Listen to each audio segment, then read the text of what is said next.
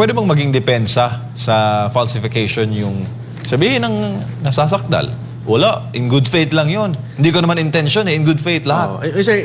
In good faith ka, for example, may hawak ka na dokumento, birth certificate ng asawa mo, ng girlfriend mo, tapos kala mo 18 na yung girlfriend mo, gusto mong pakasalan, pero actually 16 years old pa yun. So, good faith ka. May mga babae kasi yung sinungaling eh. Sinungaling babae, di ba?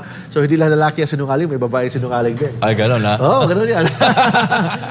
For example, gano'n. Tapos, nag-apply kayo ng kasal, marriage license. Tapos, uy, nalaman mong 16 years old mo pala yun. Can you be liable for falsification? Hindi. Bakit? You're in good faith. In order to be liable for falsification, you must have intent to deceive or you must have intent to cause damage. Ibig sabihin, alam mo na falsifikado yung dokumento na yan, in-apply mo pa rin, sinadmit mo pa rin. Kung alam mo na falsifikado yan, tapos sinadmit mo pa rin, you are liable for falsification.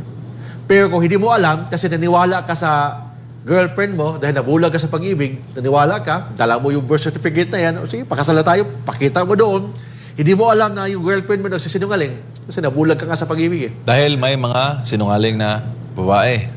Hindi lang lalaki kasi palagi sinasabi lalaki lang sinungaling. Hindi. May mga babae din. Both naman yan. So of course, in a relationship, it should be based on trust.